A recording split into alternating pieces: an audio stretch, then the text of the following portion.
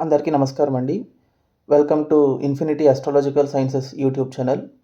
ఈరోజు మనము జాతకంలో అష్టమాధిపతి మన జీవితంలో ఇచ్చేటటువంటి శుభ పరిణామాలనేవి ఎలా ఉంటాయి, అలాగే అష్టమ స్థానంలో ఉన్నటువంటి గ్రహాలు మనకు మంచి చేస్తే, ఒకవేళ అవి యోగాన్ని ఇస్తే ఎటువంటి యోగాన్ని ఇస్తుంది, అలాగే ఈ అష్టమ స్థానంలో ఉన్నటువంటి గ్రహాలు మనకు ఎటువంటి పరిస్థితుల్లో రాజయోగాన్ని ఇస్తుంది అనే విషయం గురించి ఈరోజు మనం డిస్కస్ చేసుకోబోతున్నాము. సో, పర్టిక్యులర్‌లీ మనం ఇక్కడ అష్టమ స్థానం గురించి ఎందుకు మాట్లాడుకోవాల్సి వస్తుంది అనంటే, మనకు నార్మల్‌గా జాతకంలో దుస్థానాల గురించి మాట్లాడుకునేటప్పుడు, అష్టమ స్థానంలోనే మనకు దాదాపు మాక్సిమం ఏ గ్రహం ఉన్నా కూడా అది మనకు దోషం కింద వర్తిస్తుంది. అంటే ఫర్ ఎగ్జాంపుల్ ఇప్పుడు అష్టమంలో చంద్రుడు ఉన్నారనుకోండి, అది చంద్రాష్టమం అవుతుంది. చంద్రాష్టమం అంటే అదొక రకంగా మనకు బాలారిష్టం తీసుకొస్తుంది. ఫర్ ఎగ్జాంపుల్ ఏదైనా ఒక శిశువు జన్మించేటప్పుడు వాళ్ళ జన్మ జాతకంలో గనక చంద్రుడు 8వ ఇంట్లో బలహీనంగా ఉంటే వాళ్ళకు ఆయుర్గండము, బాలరిష్టం అని చెప్తారు. అలాగే ఇప్పుడు 8వ ఇంట్లో మనకు శుక్రుడు ఉన్నారనుకోండి, కళత్రకారకుడు 8వ ఇంట్లో బలహీనపడితే అది కళత్ర దోషం అవుతుంది. అలాగే శనీశ్వరుడు గనక 8వ ఇంట్లో అంటే అది అష్టమ శనీశ్వరుడు. అంటే కారకో భావనాశయ, ఆయుస్థానంలో ఆయుస్థానాధిపతి ఉన్నట్టు అవుతుంది. కుజుడు గనక 8వ ఇంట్లో ఉంటే అది మనకు కుజదోషము లేదా మాంగళ్య దోషం అవుతుంది. అలాగే రాహుకేతువులు గనక మనకు 8వ ఇంట్లో ఉంటే అప్పుడు అది మనకు నాగదోషం అవుతుంది లేదా సర్పదోషం అవుతుంది. సో, ఈ 8వ ఇంటి విషయానికి వచ్చేటప్పుడు ఏంటంటే, 8వ ఇంట్లో మనకు ఏ గ్రహం ఉన్నా కూడా అది మనకు దోషానికి దారితీస్తుంది. సో, దుస్థానాల్లో ఏంటంటే 12 ఇంటికి, 6 ఇంటికి చూసుకునేటప్పుడు ఆ 2 స్థానాలకి కొన్ని ఎక్సెంప్షన్స్ ఉంటాయి. అంటే 12 ఇంట్లో కొన్ని గ్రహాలు మాత్రమే చెడు చేస్తాయి. 6 ఇంట్లో కూడా మనకు నైసర్గిక పాపగ్రహాలు ఉంటే మంచి చేస్తాయి. 6 ఇంట్లో కుజుడు కానీ, రాహు గానీ, శని గానీ, సూర్యుడు కానీ ఉంటే వాళ్ళు మంచి చేస్తారు. అది మంచి ప్లేస్‌మెంట్ అని కూడా చెప్తారు. కానీ 8వ ఇంటికి వచ్చేటప్పుడు మాత్రం అక్కడ ఏ గ్రహం ఉన్నా కూడా అది మంచిది కాదని మనం భావిస్తాం. సో, అలాంటప్పుడు ఏంటంటే కొందరి జాతకాల్లో ఏంటంటే 8వ ఇంట్లోనే గ్రహాలన్నీ ఉంటాయి. అప్పుడు వాళ్ళందరికీ జీవితం అంతా దోషమైపోతుందా? లేకపోతే వాళ్ళ జీవితంలో వాళ్ళకెప్పుడూ చెడు పరిణామాలే జరుగుతాయనంటే అలా ఏం జరగదు. ఎంతోమంది ఉన్నత స్థాయికి చేరినటువంటి వ్యక్తుల జాతకాల్లో కూడా 8వ ఇంట్లో చాలా మంచి శుభగ్రహాలు, రాజయోగాలు ఏర్పడి వాళ్లకు జీవితంలో ఆ 8వ ఇంట్లో ఉన్నటువంటి గ్రహ దశ జరిగేటప్పుడే వాళ్ళు ఏదైనా ఒక గొప్ప సాధన చేసుంటారు. లేదా 8వ ఇంటి అధిపతి దశ జరిగేటప్పుడే వాళ్ళు లైఫ్‌లో ఏదైనా ఒక మంచి విషయాన్ని సాధించుంటారు. సో, అలాంటప్పుడు ఏంటంటే ఈ 8వ ఇంట్లో ఉన్నటువంటి గ్రహాలు మనకు ఎప్పుడు మంచి చేస్తాయి? అలాగే 8వ ఇంట్లో ఉన్నటువంటి గ్రహాలు మనకు జీవితంలో ఎటువంటి యాస్పెక్ట్స్‌లో సపోర్ట్ ఇస్తాయి? అష్టమాధిపతి దశ జరిగేటప్పుడు అదెలా ఉంటుందనే విషయం గురించి మనం మాట్లాడుకోవాల్సొచ్చేటప్పుడు, జనరల్‌గా 8వ ఇంట్లో ఉండే గ్రహాలు మనకు చెడు చేస్తాయనే కంక్లూషన్‌కి మనం వెళ్ళిపోకూడదు. అంటే చాలామందికేంటంటే ఇప్పుడు ఫర్ ఎగ్జాంపుల్ లగ్నాధిపతి 8వ ఇంట్లో ఉన్నారనుకోండి, అది ఆరోగ్యానికి భంగం కలిగిస్తుంది. అంటే ఆ మనిషికి ఆరోగ్యం అనేది స్థిరంగా ఉండదు. నిరంతరము ఆరోగ్య సమస్యలతో సతమతమవుతూ ఉంటారు అని చెప్తారు. అలాగే 8వ ఇంట్లో గనక ధనాధిపతి ఉంటే వాళ్ళకు ఆర్థిక పరిస్థితులు కూడా స్థిరంగా ఉండవు. విపరీతమైనటువంటి పేదరికంతో లేకపోతే విపరీతమైనటువంటి ఆర్థిక ఒడిదుడుకులతో సతమతమవుతూ ఉంటారని కూడా చెప్తారు. సో, అక్కడ పంచమాధిపతి ఉంటే సంతానం కలగదు. సప్తమాధిపతి ఉంటే పెళ్ళవ్వదు. లాభాధిపతి ఉంటే సంపాదన ఉండదు. సో, ఆధిపత్య రీత్యా కూడా చూసుకునేటప్పుడు ఏంటంటే 8వ ఇంట్లో మనకు ఏ అధిపతి ఉంటే అది కూడా చెడు చేస్తుందనే భావిస్తాం. ఎక్సెప్ట్ 8వ ఇల్లు మనకు ఎప్పుడు రాజయోగాన్ని ఇస్తుంది అనంటే అక్కడ గనక ఇంకొక దుస్థానాధిపతి ఉంటే అప్పుడు తప్ప అది విపరీత రాజయోగాన్ని ఇవ్వదు మనకు. అంటే 8వ ఇంట్లో 6 ఇంటి అధిపతి గానీ, 8వ ఇంట్లో 8వ ఇంటి అధిపతి గానీ, లేకపోతే 8వ ఇంట్లో 12వ అధిపతి ఉంటే మాత్రమే మనకది విపరీత రాజయోగాన్ని ఇస్తుంది. ఈ 3 స్థానాలు వదిలేసి ఇంకా ఏ స్థానాధిపతి అయినా సరే మనకు 8వ ఇంట్లో ఉంటే ఆ స్థానానికి సంబంధించినటువంటి కారకత్వాలని మనకు చెడు చేస్తాయని మనం భావిస్తాం. సో, ఇప్పుడు ఫర్ ఎగ్జాంపుల్ జనరల్‌గా మనకు 8వ ఇంట్లో గ్రహాలు ఉంటే అవి నిజంగానే చెడు చేసేటట్టుంటే మనకు సర్టెన్ కాంబినేషన్స్ అనేవి వర్తించవు. ఫర్ ఎగ్జాంపుల్ 8వ ఇంట్లో గ్రహాలు ఉండడం చెడ్డది కాదండి. 8వ ఇంట్లో ఏదైనా ఒక గ్రహం బలపడుతుందనుకోండి, అది ఆ గ్రహానికి అక్కడ నైసర్గికంగా బలం వస్తుందంటే అది జనరల్‌గా ఆ స్థానంలో ఉన్నా కూడా అది మంచి చేసే కెపాసిటీనే దానికి ఎక్కువుంటుంది. ఫర్ ఎగ్జాంపుల్ ఇప్పుడు మిథున లగ్నం తీసుకోండి. మిథున లగ్నానికి 8వ ఇంట్లో కుజుడు ఉచ్చబడతారు. అంటే మిథున లగ్నానికి జనరల్‌గా కుజుడు పాపగ్రహం కదా! అంటే ఆయన షష్టమాధిపతి, లాభాధిపతి అవుతారు. లగ్నాధిపతికి అత్యంత శత్రుగ్రహం అవుతారు. సో, బుధుడి లగ్నానికి కుజుడు అత్యంత పాపగ్రహం అయ్యి, లగ్నాధిపతికి శత్రువయ్యి, ఆయన 8వ ఇంట్లో ఉండేటప్పుడు ఆయన మంచి చేస్తారా, చెడు చేస్తారా అంటే మంచి చేస్తారు. ప్రొవైడెడ్ ఆయన మకరంలో ఉచ్చబడతారు కాబట్టి అది ఆయనకు స్థాన బలాన్ని ఇస్తుంది. ఆన్ ది అదర్ హ్యాండ్ అష్టమాధిపతి బలం కూడా మనకి ఇంపార్టెంట్. ఎప్పుడైనా సరే 8వ ఇంట్లో ఉన్నటువంటి గ్రహాల యొక్క బిహేవియర్ అనేది మనకు పాజిటివ్గా ఉంటుందా, నెగటివ్గా ఉంటుందా అనేది మనకు 8th లార్డ్ యొక్క కండిషన్ మీద ఆధారపడి ఉంటుంది. సో ఎప్పుడైతే ఇప్పుడు మనం ధనుర్లగ్నం తీసుకుందాం. ధనుర్లగ్నానికి లగ్నాధిపతి అయినటువంటి గురువు 8వ ఇంట్లో ఉచ్చబడతారు, అంటే కర్కాటకంలో ఉచ్చబడతారు. సో ఇప్పుడు దాన్ని మనం 2 రకాలుగా చూడవచ్చు. అంటే నెగిటివ్ ఆస్పెక్ట్లో చూసేటప్పుడు ఏంటంటే లగ్నాధిపతి 8వ ఇంట్లో ఉన్నారు కాబట్టి అది మంచిది కాదు. అంటే వాళ్ళకి ఆరోగ్యం చెడిపోవాలి. అలాగే సుఖస్థానాధిపతి కూడా అవుతారు కదా ధనుర్లగ్నానికి గురువు. అప్పుడు చతుర్థాధిపతి 8వ ఇంట్లో ఉంటే వాళ్ళకు భౌతిక సుఖాలు ఉండకూడదు. గృహ సుఖము, వాహన సుఖము, మాతృ సుఖము, విద్య అంతా పాడైపోవాలి. కానీ నిజ జీవితంలో అలా జరుగుతుందా అని అంటే గురువు ఎందుకు అక్కడ చెడు చేయాలి? బికాస్ ధనుర్లగ్నానికి లగ్నాధిపతి అయి ఉండి ఆయన ఉచ్చబడుతున్నారంటే దాని అర్థం ఏంటి? అక్కడ దుస్థానంలో ఉండడం మాత్రమే మనం చూస్తాం, కానీ ఆయన యొక్క బలం అనేది కూడా మనం అక్కడ కన్సిడర్ చేయాలి. అంటే అల్టిమేట్గా గురువు అక్కడ బలపడుతున్నారంటే అది మంచిదే. అంటే 8వ ఇంట్లో ఆయన బలంగా ఉన్నారంటే లగ్నానికి కూడా బలం వస్తుంది, చతుర్థానికి కూడా బలం వస్తుంది అన్నట్టుగానే భావించాలి మనం. సిమిలర్లీ ఇప్పుడు మేషలగ్నం తీసుకోండి. మేషలగ్నానికి కుజుడు వృశ్చికంలో ఉన్నారనుకోండి, అది మంచి ప్లేస్మెంటే. లగ్నాధిపతి 8వ ఇంట్లో ఉన్నా కూడా ఆయన అక్కడ స్వక్షేత్ర పడతారు. లేదా తులలగ్నానికి శుక్రుడు వృషభంలో ఉన్నారనుకోండి, అది మంచిదే. తులలగ్నం అయితే మరీ ఇంట్రెస్టింగ్, ఎందుకంటే తులలగ్నానికి లగ్నాధిపతి ఉచ్చబడేదేమో 6వ ఇంట్లో, స్వక్షేత్ర పడేదేమో 8వ ఇంట్లో. అంటే తులలగ్నం తీసుకునేటప్పుడు లగ్నాధిపతికి బలంగా ఉన్నటువంటి స్థానాలు 1 షష్టమ స్థానం అవుతుంది, 2 అష్టమ స్థానం అవుతుంది. సో అలాంటప్పుడు ఏంటంటే కొన్నిసార్లు గ్రహాలు మనకు దుస్థానాల్లో ఉన్నట్టు కనిపించినా కూడా ఆ దుస్థానాల్లో కనుక అవి బలపడి ఉంటే అప్పుడు అవి మ్యాక్సిమం మనకు మంచి చేస్తాయి. ఇంకా చెప్పాలంటే ఒక రకంగా త్రికోణంలో కేంద్రాల్లో అవి ఉచ్చబడేదానికంటే దుస్థానంలో బలపడితే అవి చేసేటటువంటి మంచి యొక్క పరిణామం అనేది ఇంకా ఎక్కువ ఉంటుంది వాళ్ళకు. సో ఇలాంటప్పుడు ఏంటంటే దుస్థానంలో ఉన్నటువంటి గ్రహాలు మనకు అవుట్రైట్గా చెడు చేస్తాయనే విషయానికి మనం డైరెక్ట్గా వెళ్ళిపోకూడదు. అలాగే దుస్థానాధిపతి ఎవరైతే ఉంటారో, అంటే ఫర్ ఎగ్జాంపుల్ ధనుర్లగ్నానికి అష్టమాధిపతి చంద్రుడు అవుతారు. సో చంద్రుడు కనుక బలంగా ఉండి ఆయన దశ జరిగితే అప్పుడు చంద్రదశలో ఆయనకు మంచి చేస్తారు ఆయన.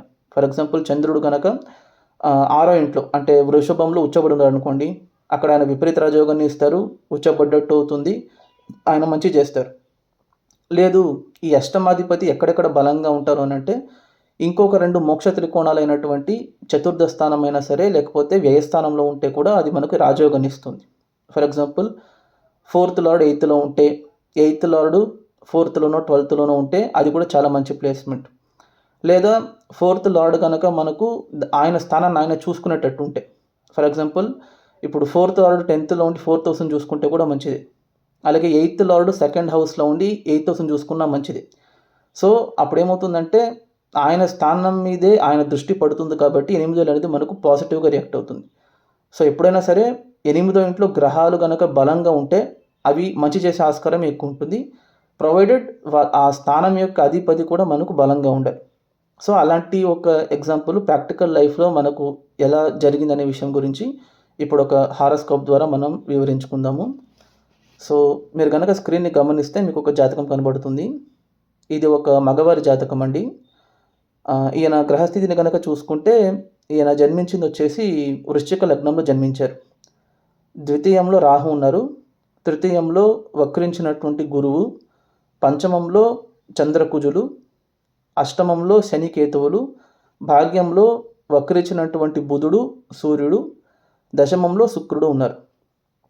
సో ఇప్పుడు ఏంటంటే ఇక్కడ మెయిన్గా మనం చూడాల్సింది అష్టమ స్థానాన్ని మీరు చూడండి.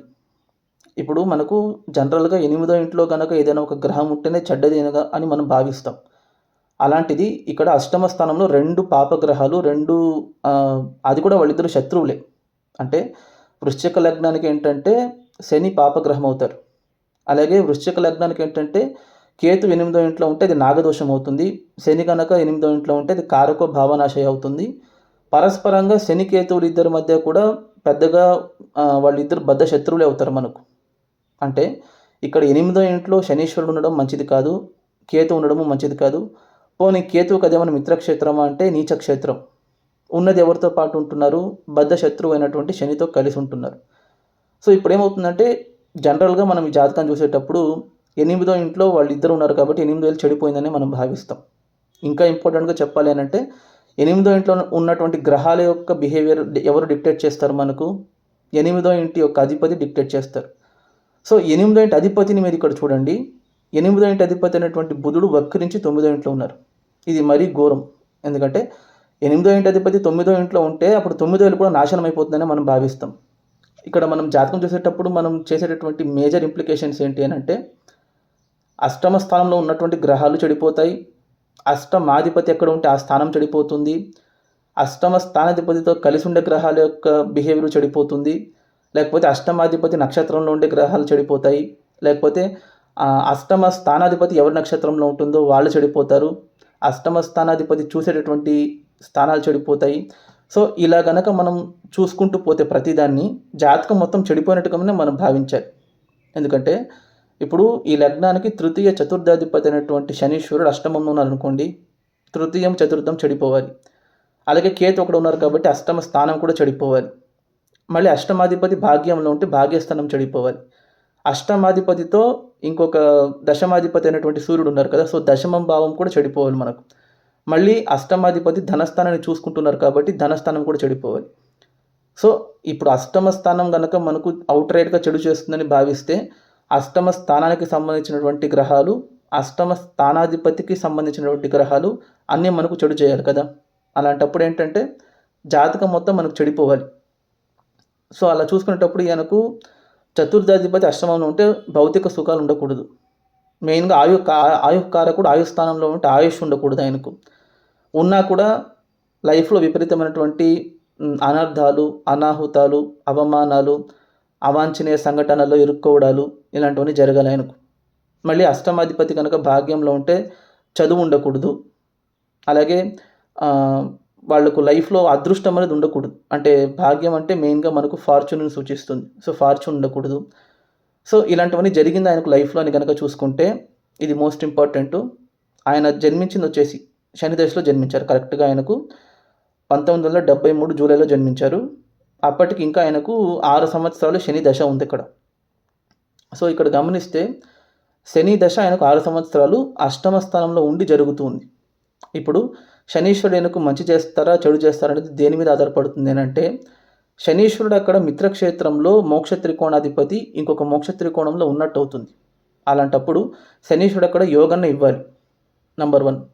నంబర్ 2, మీరు తృతీయాధిపతిగా ఆయనను చూసుకుంటే కూడా తృతీయాధిపతి అష్టమంలో ఉండడం విపరీత రాజయోగం అవుతుంది మనకు. అంటే చతుర్థాధిపతి అష్టమంలో ఉండేటప్పుడు రాజయోగాన్ని ఇవ్వాలి, తృతీయాధిపతి అష్టమంలో ఉన్నప్పుడు విపరీత రాజయోగాన్ని ఇవ్వాలి. కానీ ఇక్కడ ఏంటంటే ఆయన కేతుతో పాటు కలిసి ఉన్నారు కదా, అప్పుడు ఆయన చెడు చేయరానంటే ఇది మోస్ట్ ఇంపార్టెంట్. ఒక కంజంక్షన్ని మనం రీడ్ చేసేటప్పుడు ఏంటంటే వాళ్ళిద్దరి మధ్య ఉన్నటువంటి పరస్పర దూరాన్ని కూడా మనం పరిగణలోకి తీసుకోవాలి. ఇక్కడ చూసుకుంటే శనీశ్వరుడు 5 డిగ్రీల్లో ఉన్నారు, కేతు 15 డిగ్రీల్లో ఉన్నారు. అంటే దాదాపు వాళ్ళిద్దరి మధ్య ఆల్మోస్ట్ 10 డిగ్రీస్ గ్యాప్ ఉంది. నంబర్ 1. నంబర్ 2, శనీశ్వరుడు ఉన్నటువంటి రాశ్యాధిపతి ఎలా ఉన్నారు? ఆయన వక్రించి ఉన్నారు. అది ఎక్కడ వక్రించి ఉన్నారంటే బాధక స్థానంలో వక్రించి ఉన్నారు. ఇది మోస్ట్ ఇంపార్టెంట్. ఒకవేళ ఆయన కనుక వక్రించకుండా ఉండుంటే బుధుడికి కర్కాటకం అనేది శత్రుక్షేత్రం అవుతుంది, బాధక స్థానం అవుతుంది. అలాంటప్పుడు ఆయన ఇంకా బాధింపబడి చెడు చేయాలి ఈ లగ్నానికి. కానీ ఆ వక్రం ఏదైతే ఉందో అంటే బుధుడు ఎప్పుడైతే ఆయనకు వక్రించారో బాధింపబడి ఆయన చెడు ఫలితాలు ఇవ్వాల్సినటువంటి బిహేవియర్ కాస్త వక్రించేటప్పుడు రివర్స్లో శుభత్వం పొంది మంచి ఫలితాలు ఇచ్చే రకంగా చూస్తుంది. అంటే ఎవరైతే మీకు ఆ 9వ ఇంట్లో బలహీన పడాలో, ఏ బుధుడైతే బలహీన పడాలో అదే బుధుడే వక్రించి ఇంకా బలపడ్డట్టు అవుతుంది. దాని అర్థం ఏంటంటే శనీశ్వరుడు ఉన్నటువంటి రాశ్యాధిపతి బుధుడు బలపడుతూ ఉన్నారు. శనీశ్వరుడు మృగశిర నక్షత్రంలో ఉన్నారు, అంటే కుజుడి నక్షత్రంలో ఉన్నారు. కుజుడు మళ్ళీ శనిని చూస్తూ ఉన్నారు. అప్పుడు కుజ దృష్టి అంటే నక్షత్రాధిపతి దృష్టి శని మీద పడుతుంది. స్థానాధిపతి బలంగా ఉండేటప్పుడు శనీశ్వరుడికి రావాల్సినటువంటి స్థాన బలము, నక్షత్ర బలము 2 లభిస్తున్నాయి. అప్పుడు ఏమవుతుందంటే ఆయన ఇవ్వాల్సినటువంటి ఫలితాలు ఏవైతే ఉన్నాయో అంటే పుట్టినప్పుడే జరిగింది కాబట్టి జనరల్గా అష్టమ స్థానంలో ఉన్నటువంటి గ్రహ దశ పుట్టేటప్పుడు జరిగితే వాళ్లకు గండాలు తీసుకురావాలి. అంటే ఏదైనా ప్రాణహాని కానీ విపరీతమైన ఆరోగ్య సమస్యలు కానీ అలాంటివి జరగాలి. అలాంటివి జరిగిందంటే ఏమి జరగలేదు. ఆయనకు శని దశ 6 సంవత్సరాలు సాఫీగా సాగిపోయింది. కానీ ఇప్పుడు మోస్ట్ ఇంపార్టెంట్, శని దశ తర్వాత ఆయనకు బుధ దశ జరుగుతుంది. ఆయనకు అది కరెక్ట్గా 1979లో స్టార్ట్ అయింది. అది 96 వరకు జరిగింది. సో ఈ బుధ దశ ఆయనకు ఎలా ఉంది అంటే కరెక్ట్గా ఆయనకు 1979లో స్టార్ట్ అయితే 1983లో వాళ్ళ నాన్నగారు చనిపోయారు. ఇది మోస్ట్ ఇంపార్టెంట్, ఎందుకంటే అష్టమాధిపతి దశ భాగ్యస్థానంలో ఉండి జరిగేటప్పుడు ఏమవుతుందంటే తండ్రి సుఖం అనేది ఆయనకు దెబ్బతింటూ ఉంది. అంటే వాళ్ళ లైఫ్లో ఆయనకు కష్టాలు అనేవి బుధుడు ఇచ్చారు, కానీ కంప్లీట్ కష్టాలు ఇచ్చారని అంటే ఫస్ట్ హాఫ్లో ఆయనకు ఎక్కడ లేని కష్టాలు తీసుకొచ్చారు. అంటే ఫ్యామిలీ ప్రాబ్లమ్స్, ఫినాన్షియల్ ప్రాబ్లమ్స్, తండ్రి సుఖం లేకపోవడము, దానివల్ల వాళ్ళ ఇంట్లో ఉన్నటువంటి వాతావరణం అంతా దెబ్బతినడము, మానసికంగా విపరీతమైన ఒత్తిడి. ఏది చిన్నప్పుడే, అంటే ఆయనకు ఒక 83 అంటే ఆయనకు అప్పుడు 10 ఇయర్స్ అనుకోండి. సో 10 ఇయర్స్ నుంచి ఆయనకు కష్టాలు స్టార్ట్ అయిపోయాయి. సో ఈ బుధుడు ఆయనకు 17 ఇయర్స్ కష్టాలు ఇచ్చారని అంటే ఫస్ట్ హాఫ్ మాత్రమే ఆయనకు కష్టాలు ఇచ్చారు. సెకండ్ హాఫ్లో ఆయన విపరీతమైనటువంటి యోగాన్ని ఇచ్చారు. కరెక్ట్గా ఆయనకు 1989లో అంటే కరెక్ట్గా ఆయనకు గ్రాడ్యుయేషన్ టైంలో ఐఐటి బాంబేలో ఫ్రీ సీట్ దొరుకుతుందండి. ఇది మోస్ట్ ఇంపార్టెంట్. ఇప్పుడు భాగ్యస్థానంలో వక్రించి ఉన్నటువంటి బుధుడు ఆయనకు పితృభాగ్యాన్ని దూరం చేస్తున్నారు, అంటే తండ్రిని దూరం చేస్తున్నారు. కానీ అదే బుధుడే ఉన్నత విద్యను ఇస్తున్నారు ఆయనకు. ఇది రెండు కాంప్లికేటెడ్, ఎందుకంటే రెండు సంబంధించినటువంటిది. ఆయనకు 9వ ఇల్లే, ఉన్నత విద్య 9వ ఇల్లే సూచిస్తుంది, పితృస్థానాన్ని కూడా 9వ ఇల్లే సూచిస్తుంది. సో ఇక్కడ ఏమవుతుందంటే తండ్రిగా ఆయనకు తండ్రి సుఖాన్ని దూరం చేస్తున్నారు. బికాస్ 9th హౌస్లో అష్టమ స్థానాధిపతి ఉండి, అంటే పితృస్థానంలో అష్టమాధిపతి ఉండి పితృకారకుడితో కలిసి ఉన్నారు ఆయన. ఒకటి, దానివల్ల ఏమవుతుందంటే తండ్రి నుంచి రావాల్సినటువంటి ఆ సుఖము భాగ్యం అనేది ఆయనకు దూరం అవుతుంది. కానీ అదే బుధుడే వక్రించి ఉన్నారు కాబట్టి ఆయనే తండ్రి సుఖాన్ని దూరం చేసి ఉన్నత విద్యను ఇస్తున్నారు. అది కూడా ఎక్కడ ఇస్తున్నారు అంటే most prestigious institution IIT Bombay, అంటే one of the top most universities. అది కూడా ఆయన ఎప్పుడు జాయిన్ అయ్యారు 1989, అంటే ఆ టైంలో అది ఇంకా హ్యూజ్ డిమాండ్ అప్పుడు మెకానికల్ అంటే అక్కడ. సో ఆ టైంలో ఆయనకు మంచి సీట్ దొరుకుతుంది, ఫ్రీ సీట్. అది కూడా ఎటువంటి డొనేషన్ ఏమి ఇవ్వకుండా ఫ్రీ సీట్ దొరుకుతుంది. మంచిగా చదువుకుంటున్నారు అక్కడ, మెరిట్ స్టూడెంట్ ఆయన. ఈ చదువుకున్న తర్వాత ఆయనకు కేతు దశ వస్తుంది. ఇది మోస్ట్ ఇంపార్టెంట్, ఎందుకంటే అష్టమాధిపతి దశలో ఆయనకు ప్రథమార్థం అంటే బుధ దశలో 17 ఇయర్స్లో ఫస్ట్ 8.5 ఇయర్స్ ఆయనకు విపరీతమైనటువంటి ఫ్యామిలీ ప్రాబ్లమ్స్, మానసిక సమస్యలు, కష్టాలు అన్నీ అధిగమించి కష్టపడి చదువుకుని ఫ్రీ సీట్ సంపాదించుకుని డిగ్రీలో కూడా ఎటువంటి డిస్కంటిన్యూషన్ కాకుండా బ్యాక్లాగ్స్ లేకుండా మంచిగా చదువుకుంటున్నారు, చదువునైతే ఇస్తున్నారు ఆయన. ఈ బుధ దశ అయిపోయిన వెంటనే ఆయనకు కేతు దశ వస్తుంది. ఇది మోస్ట్ ఇంపార్టెంట్ మళ్ళీ, ఎందుకంటే అష్టమాధిపతి దశ అయిపోయిన తర్వాత మళ్ళీ నెక్స్ట్ తదుపరి వచ్చే గ్రహ దశ కూడా అష్టమంలో ఉండి జరుగుతుంది. అంటే కేతు కూడా మళ్ళీ 8వ ఇంట్లో ఉండే గ్రహ దశ జరపాలి. సో అలాంటప్పుడు కేతు దశ ఆయనకు మంచి చేసిందా లేదనేది మోస్ట్ ఇంపార్టెంట్ ఇక్కడ. కేతు దశ ఆయనకు 1996లో స్టార్ట్ అయింది. కరెక్ట్గా ఆయనకు అప్పుడు జాబ్ దొరుకుతుంది. మళ్ళీ 1999లో ఆయన లోన్ తీసుకుని పూణేలో ఒక యాన్సిలరీ సెటప్ చేస్తున్నారు. ఎవరికంటే టాటా మోటార్స్. అంటే 1999 అంటే కరెక్ట్గా ఆయనకు అప్పుడు 25 ఏళ్ల వయసు అండి జాబ్ వచ్చేటప్పుడు. కానీ 1999లో ఆయన ఏంటంటే టాటా మోటార్స్కి యాన్సిలరీ పెట్టాలి అని అంటే it is one of the biggest opportunity in his life. అంటే టాటా మోటార్స్కి మీరు ఒక మెటీరియల్ సప్లై చేయాలి, లేకపోతే ఒక పార్ట్ మ్యానుఫ్యాక్చర్ చేయాలంటే దానికి కాంపిటీషన్ నార్మల్గా ఉండదు, విపరీతమైన కాంపిటీషన్ ఉంటుంది. ఈయన చదువుకున్న చదువుకి, ఈయనకు వచ్చిన మెరిట్కి, ఈయనకు ఉన్నటువంటి టాలెంట్కి టాటా మోటార్స్కి యాన్సిలరీ సెటప్ చేసేటటువంటి యోగాన్ని కేతు ఇస్తూ ఉన్నారు. అంటే కేతు దశలో జరుగుతుంది ఆయనకు. సో ఇప్పుడు మనం ఇక్కడ చర్చించుకోవాల్సింది ఏంటంటే నార్మల్గా కేతు దశ అంటేనే చెడ్డది, అందులో అష్టమంలో ఉండి కేతు దశ జరిగితే అది ఇంకా చెడ్డదని కదా మనం భావిస్తాము. సో ఇక్కడ కేతు దశ ఆయనకు అలాంటి ఒక మంచి ఆపర్చునిటీని ఎందుకు తీసుకొస్తుంది అని అంటే కేతు ఉన్నటువంటి రాశ్యాధిపతి వక్రించి ఉన్నారు అక్కడ బుధుడు. అంటే కేతు వక్రగ్రహం కాబట్టి కేతు ఉన్నటువంటి రాశ్యాధిపతి వక్రించునేటప్పుడు కేతు అక్కడ ఆయనకు అమోఘమైనటువంటి యోగాన్ని ఇవ్వాలి. నెంబర్ 1. ఆ ఉన్నటువంటి నక్షత్రం ఏది అని అంటే ఆరుద్ర నక్షత్రంలో ఉన్నారు కేతు. అంటే కేతు ఉన్నటువంటి నక్షత్రాధిపతి వక్రించి ఉన్నారు, కేతు ఉన్నటువంటి రాశ్యాధిపతి వక్రించే ఉన్నారు. కేతువు కూడా వక్రగ్రహమే అయినందువల్ల 3 వక్రగ్రహాల ప్రభావం అనేది కేతు మీద పడుతుంది. సో ఒక వక్రగ్రహం ఇంకొక వక్రగ్రహంతో సంబంధపడేటప్పుడు అది విపరీతమైనటువంటి రాజయోగానికి దారితీస్తుంది ఆయనకు.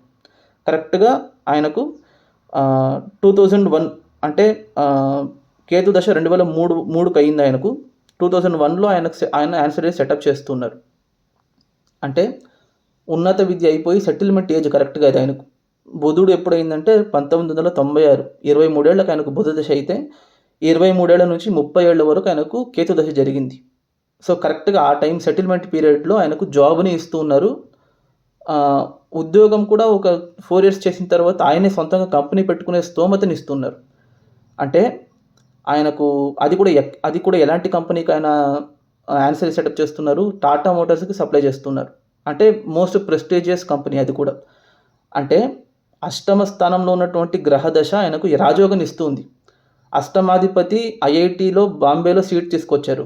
అష్టమ స్థానంలో ఉన్నటువంటి గ్రహదశ ఆయనకు టాటా మోటార్స్కే యాన్సర్ సెటప్ చేసే ఆపర్చునిటీ ఇస్తుంది. మళ్ళీ కేతు అయిపోయిన తర్వాత శుక్రదశ వస్తుంది ఆయనకు. అది 20 ఏళ్ళు. శుక్రదశ ఏంటంటే వ్యయాధిపతి దశ. సో ఇప్పుడు ఈయన లైఫ్ని కనుక చూసుకుంటే మనము, ఆయన పుట్టినప్పుడు శని దశ 6 సంవత్సరాలు 8వ ఇంట్లో జరిగింది. తర్వాత బుధ దశ 17 సంవత్సరాలు 8వ ఇంటి అధిపతి దశ. తర్వాత కేతు ఒక 7 సంవత్సరాలు 8వ ఇంట్లో ఉండి దశ జరుపుతూ ఉన్నారు. తర్వాత శుక్రదశ 20 సంవత్సరాలు వ్యయాధిపతి దశ.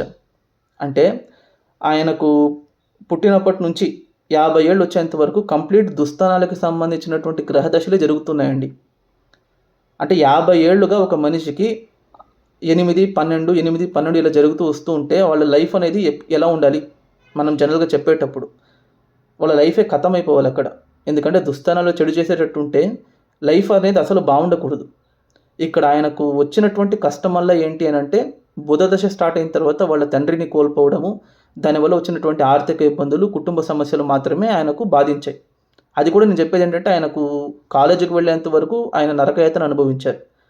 కానీ వన్స్ ఆయన షిఫ్ట్ అయిన తర్వాత, అంటే జన్మస్థలం నుంచి ఆయన బాంబేకి షిఫ్ట్ అయిన తర్వాత settlement, opportunities, job, company, earning, even ఇల్లు కూడా ఇప్పుడు ఆయనే అక్కడే షిఫ్ట్ అయిపోయారు అనుకోండి. అక్కడ పూణే ఇండస్ట్రియల్ ఏరియాలో కంపెనీ సెటప్ చేశారు. అక్కడే మహారాష్ట్రలోనే ఉంటున్నారు ఆయన. బట్ ఆపర్చునిటీసు, సంపాదన, సెటిల్మెంట్ కూడా ఆయనకు అష్టమ స్థానంలో ఉన్నటువంటి గ్రహము అష్టమాధిపతి ఇచ్చారు. అంటే అష్టమాధిపతి ఆయనకు ఉన్నత విద్యను ఇస్తూ ఉన్నారు. అష్టమ స్థానంలో ఉన్నటువంటి గ్రహ దశ ఆయనకు ఆపర్చునిటీని, యోగాన్ని ఇస్తుంది. వెంటనే వ్యయాధిపతి దశ 20 ఏళ్ళు జరిగింది ఆయనకు. 2003 నుంచి 2023 వరకు జరిగింది. సో వ్యయాధిపతి దశ దశమ స్థానంలో ఉంటే పని జరగకూడదు కదా. జనరల్గా మనం ఏం భావిస్తాము, వ్యయాధిపతి కనుక కర్మస్థానంలో ఉంటే వాళ్ళు కర్మ చేయలేరు వాళ్ళు. కానీ ఎలా జరిగింది అని అంటే, ఆయనకు వ్యయాధిపతి మీకు 10th హౌస్లో ఉండాల్సి వచ్చినా కూడా ఆయన కేతు నక్షత్రంలో ఉన్నారు. ఇందాక నేను చెప్పినట్టు కేతు ఒక రాజయోగాన్ని ఇస్తారు కాబట్టి శుక్రుడు కూడా రాజయోగాన్ని ఇవ్వాలి ఆయనకు. సో ఇక్కడ ఏంటంటే 8వ ఇల్లు, 12వ ఇల్లు మనకు చెడు చేస్తాయని కనుక మనం భావిస్తే అవుట్రైట్గా మనం చెప్పేవన్నీ తప్పైపోతాయి. అది చెడు చేసినా కూడా సర్టన్ ఆస్పెక్ట్స్లో చెడు చేసినా కూడా ఇంకో కొన్ని ఆస్పెక్ట్స్ మనకు సపోర్ట్ ఇస్తుంది. అంటే 8వ ఇల్లు మనకు ఎలాగా అనాహుతాలని, అనర్థాలని, అవాంఛనీయ సంఘటనల్ని, సడన్గా జరిగే సిచ్యువేషన్స్ వల్ల నష్టపోవడాన్ని సూచిస్తుందో, అదే 8వ ఇల్లే మనకు విపరీత రాజయోగాన్ని, అనుకోకుండా జరిగే మంచిని, మనం ఎక్స్పెక్ట్ చేయకుండానే మనకు వచ్చేటటువంటి పాజిటివ్ రిజల్ట్స్ని కూడా సూచిస్తుంది. అంటే ఐఐటి బాంబే సీటు ఫస్ట్ అటెంప్ట్లోనే ఎటువంటి ఇష్యూ లేకుండా దొరకాలంటే కూడా లక్కే కదా. మళ్ళీ జాబ్ చేసిన ఒక 3 సంవత్సరాలకి టాటా మోటార్స్ నుంచి ఆపర్చునిటీ రావడం లక్కే కదా. అంటే 8వ ఇల్లు అనేది చెడు చేసినా కూడా సడన్గా చేస్తుంది, మంచి చేసినా కూడా సడన్గానే చేస్తుంది. ఓకేనా. సో అందుకే మనం చెప్పేది ఏంటంటే 8వ ఇంట్లో గ్రహాలు ఉంటే చెడు చేయవు, అవుట్రైట్గా మనం చెప్పకూడదు. అలాగే 8వ ఇంటి అధిపతి దశ జరిగినా కూడా అది చెడు చేసేస్తుందని కూడా మనం భావించకూడదు. ఓకేనా. సో ఇంతవరకు నా వీడియో చూస్తారని అంటే మీకు ఈ వీడియో నచ్చిందని అనుకుంటున్నాను. దయచేసి ఈ వీడియోకి ఒక లైక్ చేయండి, షేర్ చేయండి, మీ యొక్క వాల్యుయబుల్ ఒపీనియన్స్ని కామెంట్ రూపంలో తెలియజేయండి. అలాగే దయచేసి ఛానల్ని మాత్రం సబ్స్క్రైబ్ చేసుకోవడం మర్చిపోకండి. Thank you.